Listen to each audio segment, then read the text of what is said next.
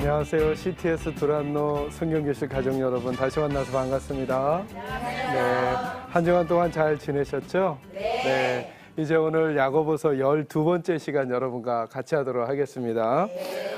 오늘은 성경 구절이 좀 길어서 제가 다 읽어드릴 수는 없을 것 같고요. 야고보서 4장 1절에서 12절까지인데요. 제가 내용을 설명해 가면서 중간중간 성경 구절을 읽어드리도록 하겠습니다. 그 대신에 제목을 한번 따라해 주시겠습니까? 제목 제가 한번 먼저 말할 테니까 따라해 주시죠. 하나님과 가까운 인생이 복입니다. 네, 오늘 강의의 주제는 하나님과 가까운 인생이 복이다라고 하는 주제로 여러분과 좀 말씀 나누도록 그렇게 하겠습니다. 지난주에도 그런 말씀을 좀 드렸는데요. 저희가 믿음 생활할 때 밑그림을 잘 그리는 게 좋다. 그래서 제가 믿음이라는 용어를 설명해 드릴 때 내 생각을 끄집어내고 하나님의 생각을 집어넣어야 된다. 이렇게 말씀을 드렸어요. 그런데 또 한 가지 밑그림을 그려 드릴게요. 믿음이라고 하는 것을 어떻게 또 설명할 수 있을까? 고린도 후서 5장 7절에 보면 이런 말씀이 있어요.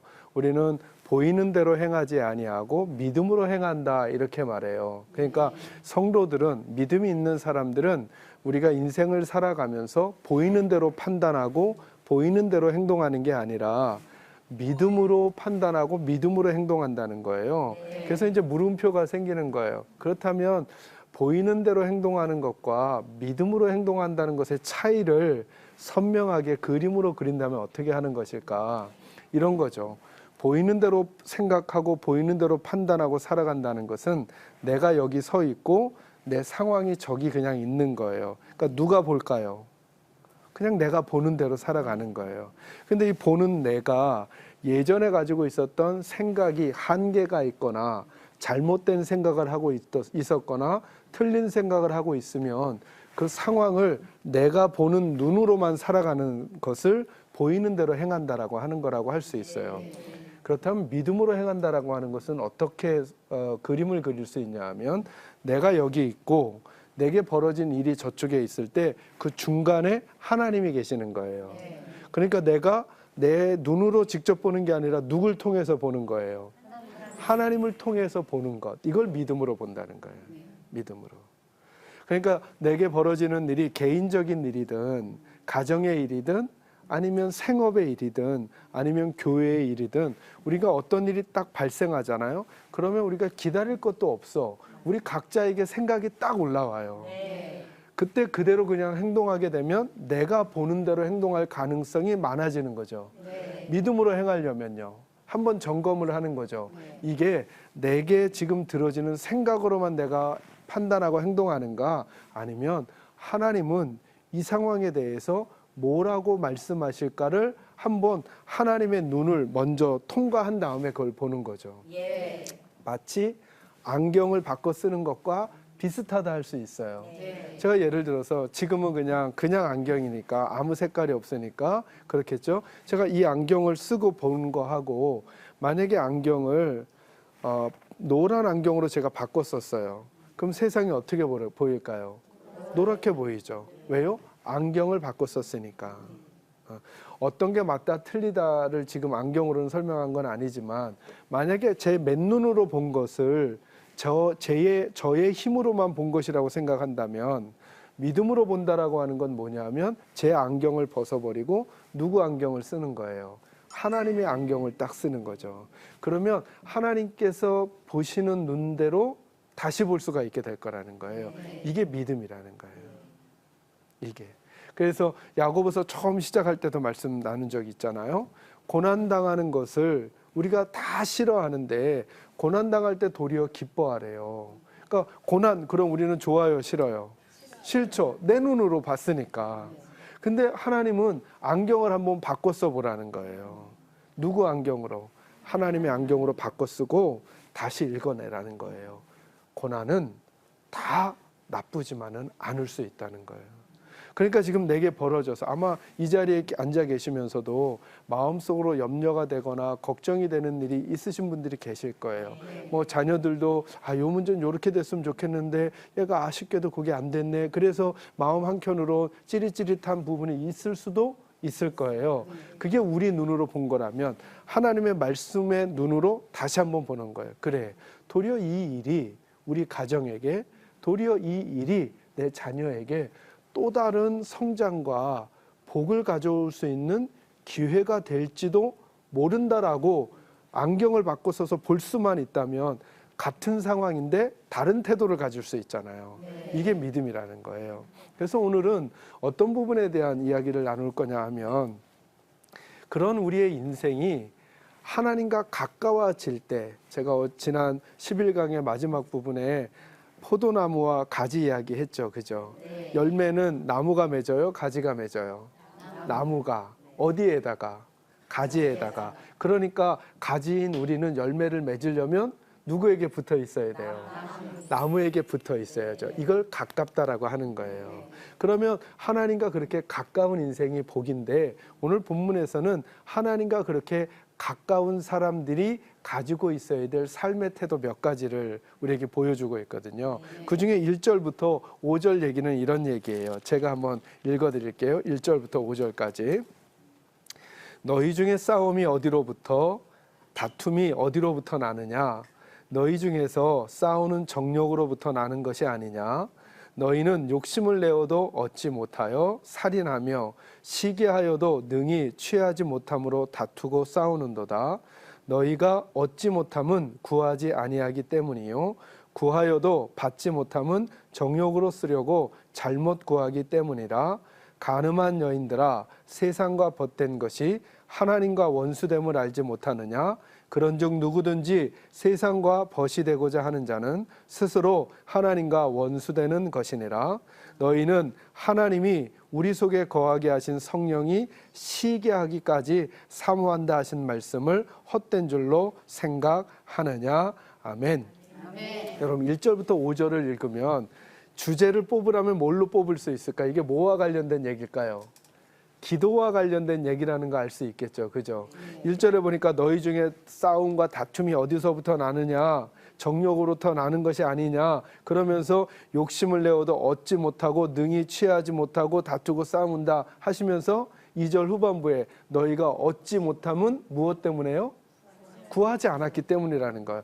구한다라고 하는 것을 우리가 쉽게 이해할 수 있는 단어로 기도라고 할 수 있지 않겠어요? 그죠? 그러면서 3절 말씀에는 구하여도 받지 못함은 정욕으로 쓰려고 잘못 모하기 때문이다. 구하기 때문이다. 여전히 기도 얘기라는 거예요. 자, 한 번 더 생각하죠. 기도라고 하는 게 뭘까? 하나님과 가까운 인생을 산다라고 할 때 기도라고 하는 게 뭘까? 기도는 이렇게 생각하는 거죠. 기도는 내가 원하는 것을 하나님께 구한다, 이 정도로만 생각하는 게 아니라 내 인생에 누구를 모셔오는 거예요? 하나님을 모셔오는 거죠. 나 혼자 해결하려던 인생에서, 나 혼자 풀어가려던 인생에서, 나 혼자 노력하는 인생에서 기도라고 하는 것을 하는 이유는 뭐냐 하면, 더 중요한 의미가 누구를 내 인생으로 모셔오는 거예요. 하나님을 내 인생으로 모셔오는 거죠. 눈물 흘릴 때 이제부터 나 혼자 흘리지 않고, 마음 외롭고 힘들 때 이제부터 나 혼자 쓰라리지 않고 기도한다라고 하는 것은 내 인생에 하나님을 모셔오겠다는 거예요. 이게 기도의 어쩌면 진짜 정의인지도 몰라요. 그러니까 거꾸로 설명하면 어떤 분이 기도하지 않고 살아가요. 이분은 인생에 누구를 안 모셔오겠다는 거예요. 하나님 안 모셔오고 내 힘 믿고 살겠다는 거예요. 하나님 의지하지 않고 내 지식과 내가 가지고 있는 힘과 내 손에 쥐고 있는 재물을 의지해서 살겠다는 거예요. 기도하지 않는다는 건. 그렇죠? 목사인 제가 만약에 기도하지 않고 말씀을 준비하고 전한다면 저는 하나님 없이 그냥 제가 가지고 있는 공부한 실력 가지고만 하겠다, 이 표현하는 거 아니겠어요? 그죠? 근데 만약에 기도하고 말씀을 준비하고 기도하고 전한다면 저는 이런 걸 제가 표현하고 있는 거잖아요. 하나님, 제가 가지고 있는 지식이나 제가 가지고 있는 실력만 가지고는 안 됩니다. 제 인생에는 누가 필요합니다? 하나님이 필요합니다라고 인정하는 거라는 거예요. 여러분도 한번 여쭤보시는 거예요. 여러분은 하나님을 여러분의 인생 가운데로 모시고 있냐는 거예요. 그게 기도의 진짜 의미일 수 있다는 거예요. 그러니까 하나님 말씀하시는 거죠. 지금 너희가 왜 싸우느냐? 왜? 너희 지체 중에 다툼이 뭐 때문에 일어나느냐? 그게 정욕 때문에 일어난다는 거예요. 여기 정욕이라는 말은 영어로는 desire라고 하거든요. 욕구 때문에 일어난다는 거예요. 뭐 다른 단어로 말하면 욕심 때문에 한다는 거예요. 그 욕심이라는 게 뭐예요? 얻고자 하는 욕심 때문에 다투기도 하고 그리고 갈등이 나타나기도 하고 싸우기도 한다는 거예요. 그런데 2절에 진짜 문제가 2절인 거예요. 너희가 욕심을 내어도 얻지 못한다는 거예요. 여러분 만약에 저희들이 얻고자 하는 욕구대로만 했으면 우리 여기 안 있겠죠 지금. 그렇지 않겠어요 여러분? 내가 얻고자 하는 욕심대로 막 다 내가 얻을 수 있었다면 우리 이렇게 안 살았을 거다 이런 생각 아마 다 하실 것 같아요. 하나님 말씀하시죠. 너희는 욕심을 내어도 얻지 못하며, 그래서 어떤 사람들은 자기가 원하는 것을 얻기 위해서 어떻게까지 하느냐 하면 살인하며 쉬게 하여도 능히 취하지 못한다는 거예요. 여러분 왜 다른 사람을 죽일까요? 내가 얻고 싶은 걸 얻으려고. 그게 때로 돈이라면 돈 때문에 다른 사람을 죽이기도 하고요. 그게 권력이라면 권력 때문에 다른 사람을, 그 권력을 얻고자 하는 욕구 때문에 다른 사람을 이렇게 묵살하기도 하고 그런다는 거예요. 그럼에도 불구하고 얻지 못하니까 이 싸움이 계속 반복되는 인생이 된다는 거예요. 우리 개인의 인생으로 적용하면 전쟁 같은 인생이 된다는 거예요. 안식이 하나도 없고 살기는 사는데 맨날 전쟁 같은 인생이에요. 남편하고 사는 것도 전쟁 같은 인생, 집에서 사는 것도 전쟁 같은 인생. 왜?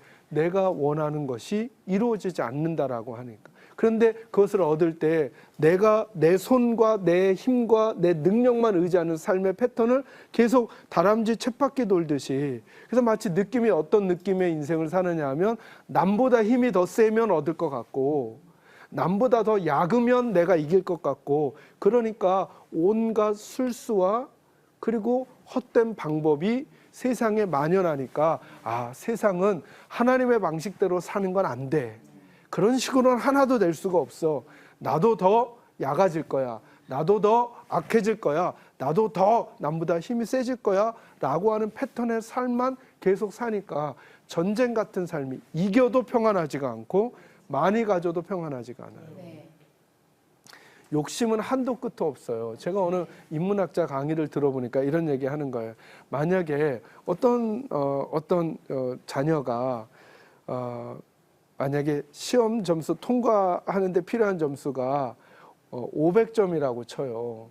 이 500점 너무 많은가? 어쨌든 100점 만점에 90점은 맞아야 서울에 있는 대학을 가게 되는 거예요. 근데 이 아이는 시험을 치면 50점이 나오는 거예요. 그러면 이 아이는 계속 공부하면서 목표가 뭘까요? 90점 되기를 원하겠죠. 90점 되기를. 얼마나 원하겠어요. 평생의 소원이 90점만 되면 소원이 없을 거 아니겠어요.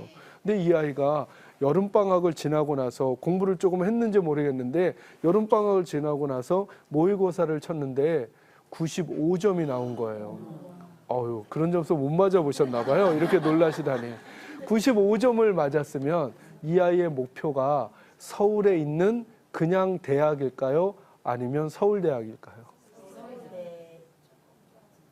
아니 뭐 어찌됐든 더 목표가, 아니 전에는 여기까지만 했어도 됐는데 정작 그거보다 이제 점수가 더 나와 버리니까 이전의 목표로는 만족이 안 되는 거예요.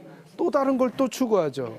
여러분은 여러분 가정에 얼마 정도 돈이 있으시면 되실 것 같으세요? 아마 지금 각자 생각이 다 다르실 거예요. 근데 만약에 그게 얻어졌다고 생각해 보세요. 거기에 만족할까? 아니면 또 다른 욕구가 생겨서 거길 또 추구하게 될까? 네. 그러니까 이게 일시적인 만족이 우리를 평안하게 못하더라는 거예요. 그러니까 계속 전쟁 같은 삶을 사는 거예요. 그러면서 하나님이 우리에게 어떤 인생으로 우리를 초대하느냐, 2절 끝부분에 이렇게 말하죠. 너희가 얻지 못하면 뭐하지 못했기 때문이다? 구하지 않았기 때문이다. 그러니까 어떤 삶으로 초대하시는 거예요? 기도하는 삶으로 초대하시는 거예요. 한번 이제는 너희 손으로 얻고자 하는 것을 추구하는 삶이 아니라 너희 인생에 기도하는 삶을 한번 가져보지 않겠냐. 다시 말하면 하나님을 인생 가운데로 모셔보지 않겠냐라고 우리에게 하나님께서 초대하고 계시는 거예요. 그런데 이런 일이 있다는 거예요. 3절 말씀에 보니까 구하여도 받지 못함은 정욕으로 쓰려고 잘못 구하기 때문이라는 거예요. 그러니까 우리가 그래? 그래서 교회 다니면서 기도도 많이 하는 거예요. 하나님께 기도하고 막 하는데 기도한 대로 다 응답되지 않고 어떨 때 응답되지 않는 게 있다는 거예요. 그러니까 하나님 우리에게 하나님의 안경으로 그걸 잘 분별하도록 지금 일러주시는 거예요. 왜 그런 일들이 생기는가? 정욕으로 쓰려고 잘못 구하기 때문이라는 거예요.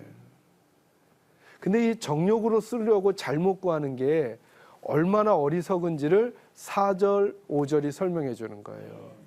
정욕으로 구하는 잘못된 태도가 뭐냐면 4절이 뭐로부터 시작이 돼요? 간음하는 여인들아, 이렇게 말하는 거예요. 간음하는 여인. 자, 간음한다는 게 뭐죠? 남편이 있는데 딴 남자랑 사는 거예요. 이게 간음이죠. 아내가 있는데 딴 여자랑 살려고 하는 거예요. 이게 간음이라는 거예요. 그러면서 성경이 설명하기를 간음한 여인들아 세상과 벗이 되는 것이 하나님과 뭐가 되는 거라고요? 원수가 되는 거라는 거예요. 그런즉 누구든지 세상과 벗이 되고자 하는 자는 스스로 하나님과 원수가 되는 것이니라, 이렇게 말씀해 주세요. 그러니까 정욕으로 쓰려고 잘못 구하는 게 어떤 태도냐면 이런 태도라는 거예요. 이런 태도.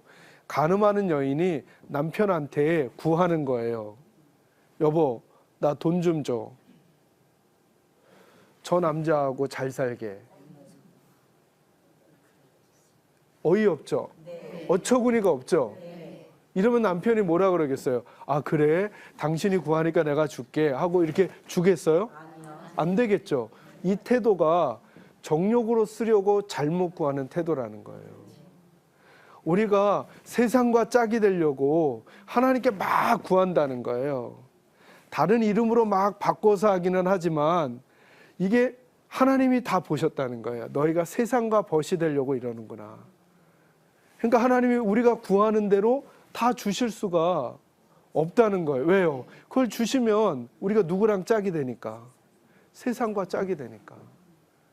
그걸 저희들에게 이해 잘 하라고 여러분의 남편이 여러분에게 여보 나 돈 좀 줘. 저 여자하고 살림 차리게. 이러면 여러분 어떡 하시겠냐는 거예요. 없다고가 아니죠. 그죠? 그냥 둘 수 없죠. 네. 도리어 구하는 그 상황에 도리어 더 큰 여러분에게서 폭탄이 나가지 않겠어요? 왜요? 이 사람이 내게 받은 걸로 저쪽이랑 짝하려고 하니까.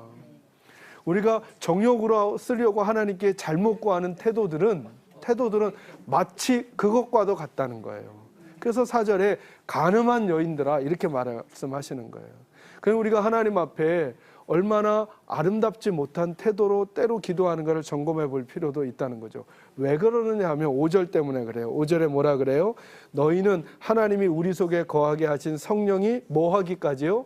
시기 하기까지 사모한다 하신 말씀 헛된 줄로 하신. 그러니까 하나님이 우리를 얼마나 사랑하시는지 성령이 시기할 정도로 하나님이 우리를 사랑하신다는 거예요. 근데 하나님이 우리를 그렇게 사랑하시는데 하나님이 우리가 세상과 짝이 되도록 우리를 그대로 내버려 두실 수 없다는 거예요. 그러니 우리가 하나님께 잘못 구하는 기도, 정욕으로 쓰려고 세상과 짝이 되려고 세상에서 잘 나가려고 하는 기도들은 때로 하나님이 막으실 수 있다는 거예요. 왜요?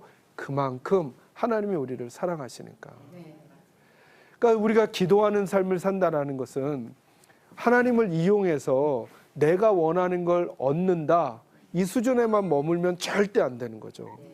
도리어 하나님을 내 인생 가운데로 모시는 거예요.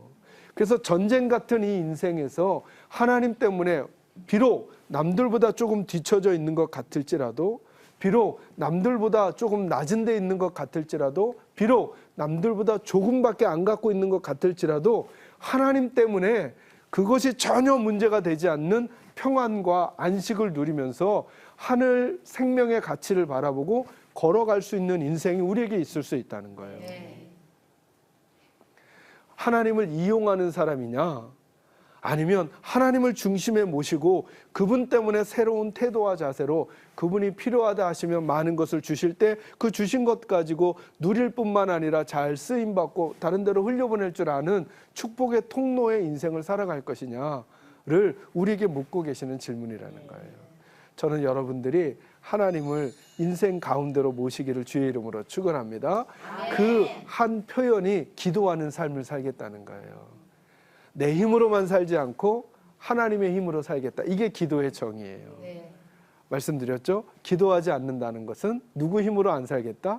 하나님 힘 없이 나 혼자 살겠다. 그러니까 기도하지 않는 분은 예를 들어서 물질을 많이 얻게 됐어요. 누가 잘한 거예요? 하나님이 해주신 거예요? 내가 잘한 거예요? 내가 잘한 거죠. 그러니까 내 자랑을 하게 되겠죠. 그죠? 기도하지 않는 사람이 높은 자리에 올라갔어요. 누가 해준 거예요? 하나님이 해준 게 아니라 내가 잘나서 그런 거죠. 그래서 두 번째 얘기가 교만과 겸손의 이야기로 가게 되는 거예요. 어디를 보시느냐 하면 이제 6절 그리고 7절 말씀 한번 보세요. 여러분 성경 찾으셨으면 저와 함께 한번 읽어볼까요? 6절 7절 읽습니다. 시작. 그러나 더욱 큰 은혜를 주시나니 그러므로 일렀으되 하나님이 교만한 자를 물리치시고 겸손한 자에게 은혜를 주신다 하였느니라. 그런즉 너희는 하나님께 복종할지어다 마귀를 대적하라 그리하면 너희를 피하리라. 아멘. 6절에 보니까 두 가지를 대비시켰죠. 하나님이 누구에게는 은혜를 주신다고요?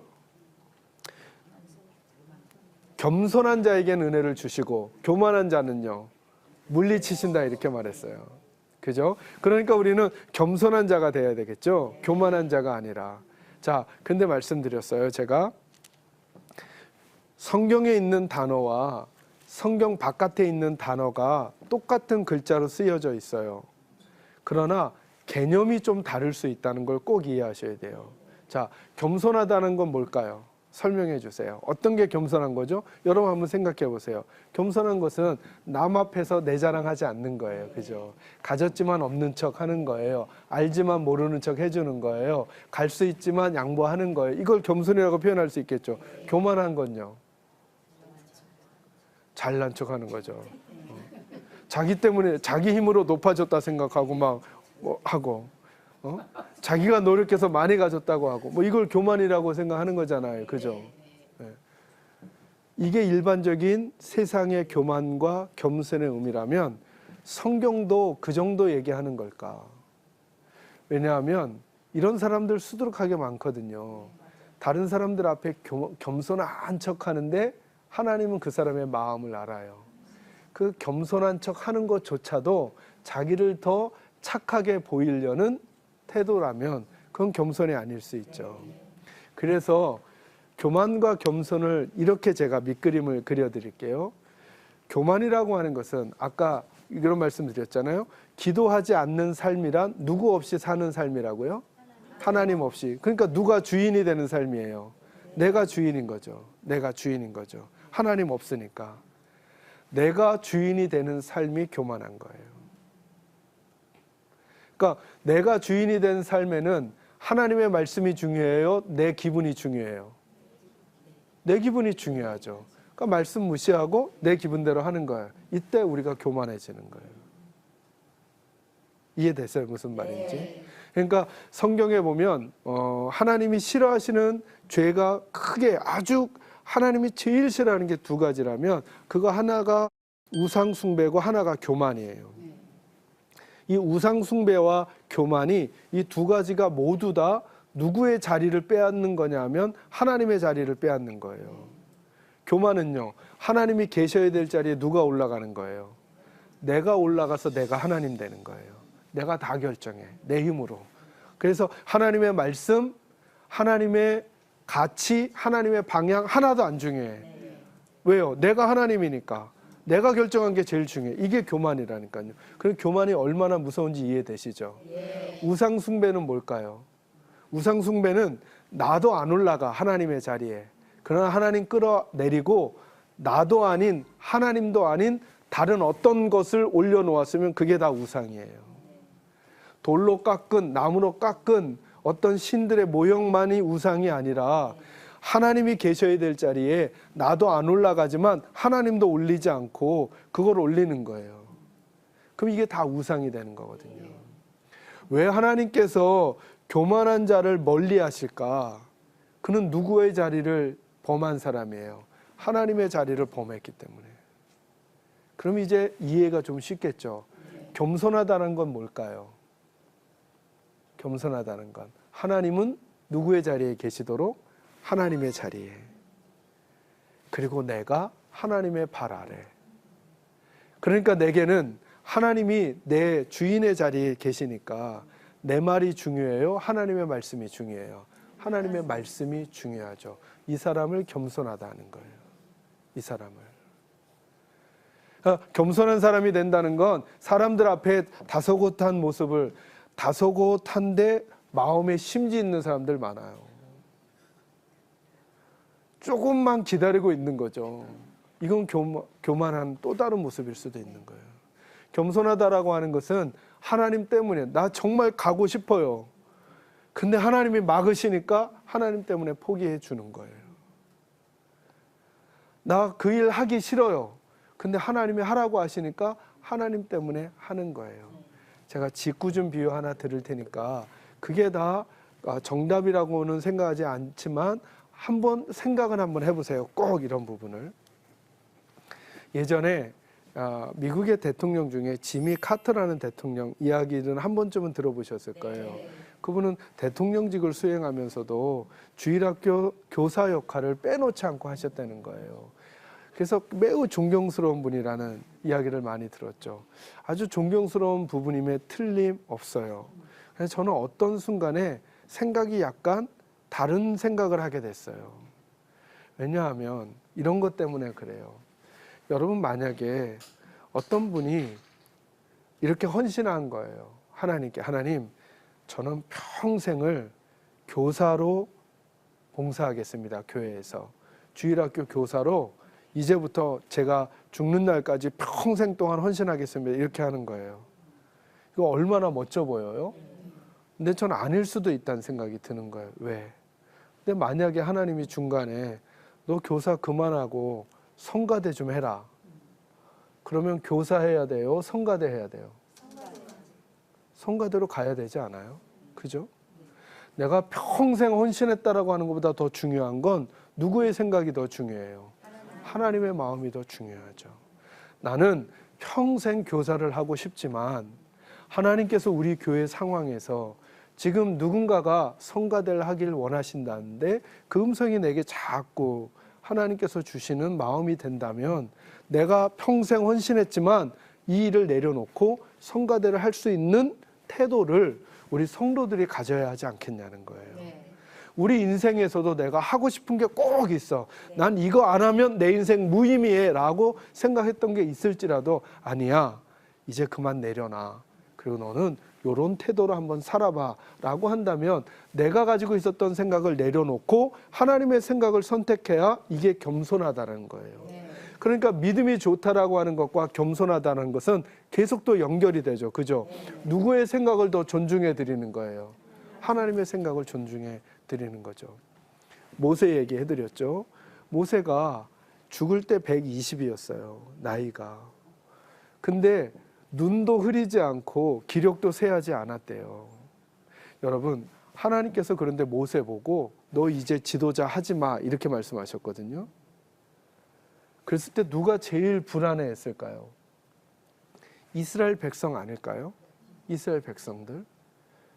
근데 모세도 이해가 잘 안 돼요. 저는 모세가 그 나이가 됐는데 눈이 잘 보인대요. 전 안경을 썼지만 모세는 안경도 안 쓴 거예요. 그 모세가 죽은 마지막 자리가 어디냐면 요단강 동편에 느보산이라고 하는 비스가 그 산 꼭대기에서 하나님께서 모세에게 말씀해 주시는 거예요. 어디를 보여주신 다음에 말씀하시냐면 들어갈 가나안 땅을 다 보여주시는 거예요. 모세가 눈이 좋아요? 안 좋아요? 다 보여요? 안 보여요? 다 보이잖아요. 거기 가려고 40년을 고생했단 말이에요. 이스라엘 백성들 데리고. 오직 소망이 거기 들어가는 거예요. 여러분, 우리가 안 보면 덜 가고 싶잖아요. 봤잖아요. 그러니까 하나님이 너무 짓궂으신 거예요. 보여주지나 말지. 근데 눈이 안 좋아야 잘 안 보이는데 눈이 좋으니까 다 보이잖아요. 그 땅이 얼마나 좋은지. 모세가 가고 싶었을까요? 안 가고 싶었을까요? 가고 싶죠. 근데 거기가 멀기나 해요? 가깝거든요. 기력이 쇠했어요? 안 쇠했어요? 아직도 80kg짜리 쌀가마니를 들 수가 있거든요. 그러면 모세가 이렇게 말해도 되잖아요. 하나님, 저기 가나안 땅에 들어가서 저 40년 동안 이 백성들 이끌고 얼마나 제가 힘들었는지 모릅니다. 그러나 하나님 때문에 여기 왔으니 저 그 땅에 들어가기만 하고 제가 이 자리를 내려오면 안 되겠습니까? 이 말 한마디 하면 안 돼요? 근데 모세는 참 희한하죠? 그는 겸손한 사람이었대요. 겸손하다는 단어와 온유하다는 단어가 거의 비슷한 단어예요. 그는 온유함이 지면의 어떤 사람들보다 많았대요. 다시 말하면 그는 겸손한 사람이었다는 거죠. 자, 겸손하다는 거 정의해 드렸죠. 누가 주인이라고요? 하나님이 주인인 사람이에요. 그러니까 이 모세는 어떻게 하느냐 하면 하나님이 그렇게 말씀하시니까 그냥 거기서 죽어요. 눈이 흐리지도 않고 기력도 남아있는데도 불구하고 더 고집피지 않아요. 왜? 내 인생의 주인은 하나님이시니까. 마음이 온유하고 겸손한 모세는 하나님 때문에 자기가 더 할 수 있을지 모르지만 그것을 포기하고 그 자리에 내려앉는 거예요. 그렇게 하나님께 쓰임을 받는 거죠. 저는 우리 사랑하는 이 자리에 계신 여러분들도 그리고 시청하는 우리 시청자 여러분들도 한번 꼭 생각해 보시길 바랍니다. 정말 하나님과 가까운 인생이라고 하는 것은 하나님은 겸손한 자를 가까이 하시며 복을 주신대요. 그 겸손하다라고 하는 게 뭐냐 하면 다른 사람들 앞에 내가 비굴해지거나 힘없는 척하거나 의기소침해하는 모양으로 살아가는 게 아니라 때로는 하나님 때문에 도리어 더 용기가 있는 거예요. 남은 다 안 한다고 하는데 그래서 나도 하기는 싫은데 하나님이 그 길 걸어가라고 하니까 그 길을 걸어가는 거예요.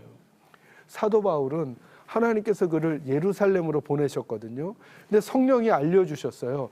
예루살렘에 가면 고난이 기다리고 있다는 거예요. 여러분, 고난이 기다리고 있다는 걸 알려주셨어요. 그럼 가야 돼요? 안 가야 돼요? 고난이 있다는 걸 알려주셨는데 우리 일반적인 우리의 생각으로는 가요? 안 가요? 안 가야죠. 그러나 바울은 가는 거예요. 왜? 고난이 있다는 걸 알려주셨음에도 불구하고 내가 가야 할 길이라고 하나님 말씀하시니까 나는 고난 때문에 두렵지만 그래서 내 마음으로는 안 가고 싶지만 그러나 나는 하나님이 내 삶의 주인이니까 도리어 다른 사람은 안 갈지라도 나는 하나님 때문에 그 길을 가겠다라고 하는 용기가 그게 겸손이라는 거예요. 그게 때로는 하고 싶은 일을 포기하는 게 겸손이라는 거예요. 그게 하나님을 주인 삼는 겸손한 사람의 태도라는 거예요.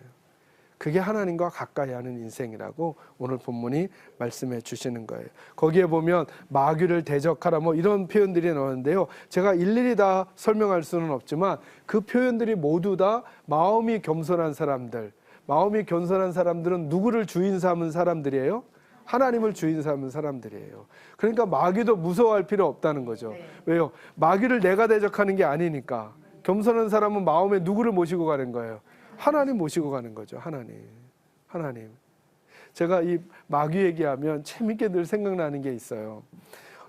제게 4살 어린 동생이 있거든요. 근데 여러분이 저를 보시다시피 제가 착하게 생겼잖아요.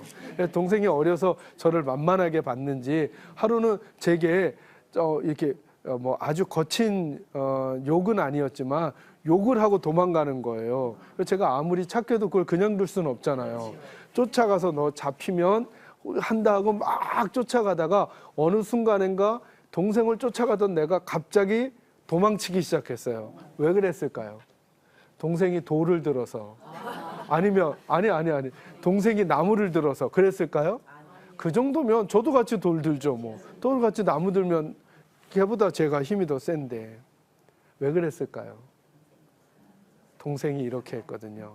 아빠 뒤에 숨으면서 아빠, 홍아가 나 때리려고 그래. 그러니까 저희 아빠가 너 어디서 이러니까 제가 아빠가 무서워서 도망치잖아요. 동생은 무서워요, 안 무서워요? 제가 안 무섭죠. 누가 무서워요? 아빠가. 저와 여러분이 마귀를 대적한다는 건 뭐냐면 하나님을 주인 삼으면 우리는 마귀랑 우리가 싸울 필요가 없는 거예요. 하나님 뒤에 숨는 거죠. 마귀가 우리를 만만하게 여길까요? 만만하게 여길 수 있죠. 그러나 누가 무서울까요? 우리가 앞세우고 있는 하나님이 무서운 거예요.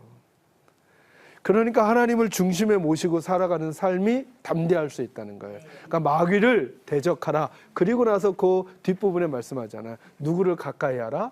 하나님을 가까이 하라고요. 예. 이게 겸손한 삶의 특권이면서 능력이 될 수 있다는 거예요. 하나님을 가까이 하는 인생이 복인 줄로 믿으시기를 소망합니다. 이제 마지막으로 우리 비슷한 말씀이 10절까지 이어지고요. 11절과 12절 제가 한번 읽어드리겠습니다. 형제들아 서로 비방하지 말라. 형제를 비방하는 자나 형제를 판단하는 자는 곧 율법을 비방하고 율법을 판단하는 것이라. 내가 만일 율법을 판단하면 율법의 준행자가 아니요 재판관이로다. 입법자와 재판관은 오직 한 분이시니 능히 구원하기도 하시며 멸하기도 하시느니라. 너는 누구이기에 이웃을 판단하느냐. 아멘. 세 번째로 하나님과 가까이 하는 인생의 또 다른 모습이 뭐냐 하면 하나님을 재판관으로 삼으라는 표현이에요. 여기 있는 표현 그대로. 이게 무슨 말이냐 하면 자꾸 다른 사람들의 삶을 판단하지 말라는 거예요. 그러면서 하나님 말씀하신, 특별히 하나님 믿는 사람들끼리, 여러분 찬송할 때 박수 막 치면 돼요, 안 돼요? 어떤 분들은 된다 하고 어떤 분은 안 된다 하고, 여러분 기도할 때 큰 소리로 기도해야 돼요? 작은 소리로 기도해야 돼요? 이런 거 서로 판단하지 말라고요. 그죠? 어떤 분들은 아니야, 기도는 큰 소리로 해야 속이 후련하지. 어떤 분들은 아니야, 하나님이 귀가 먹으셨냐, 좀 조용조용해도 하나님이 다 들으시지. 그러면서 서로의 모습을 판단하는 거예요. 그러지 말라는 거예요. 그러지 말라는 거예요. 그분은 소리쳐 기도할 수밖에 없는 상황이 있을지 어찌 알아요. 그죠? 예전에 저희 교회에, 제가 부목사도 있던 교회에 새벽 예배를 이렇게 드리는데 어떤 한 분이 큰 소리로 기도하시는 거예요. 저희 교회는 이렇게 아주 큰 소리로 기도하지 않으셨거든요. 한 분이 쪽지를 이렇게 쓰셨어요. 그분에게다 갖다 주신 거예요. 여기서 이러시면 안 됩니다. 이런 거예요. 그럼 얼마나 마음이 아팠겠어요, 그분이. 나랑 다른 것에 대해서 만약에 우리가 판단을 하면 하나님 얘기가 뭐냐 하면 네가 그 법을 준행하는 사람이 아니라 너는 입법자요, 네가 판단자 아니냐. 그런데 판단자는 오직 하나님이시다, 이렇게 말씀하시면서 하나님을 가까이 하는 사람은 하나님을 재판관으로 삼아야지 우리가 자꾸 재판관이 되면 안 된다는 거예요. 교회 생활 하시다가 보면 나랑 신앙 스타일이 다른 분이 있을 수 있어요. 어떤 분은 나는 조용히 찬양하는데 막 손들고 찬양하는 분이 있어요. 아유, 별나도 너무 별나, 이러지 말라는 거예요. 그분은 하나님을 사랑하는 마음을 손들어 표현할 수 있다는 거예요. 거꾸로도 마찬가지예요. 나는 손들고 찬양한다고 손 한 번도 안 들고 찬양하는 사람 보고 아유, 열심히 없어도 어쩜 저렇게 열심히 이렇게 함부로 하지 말라는 거예요.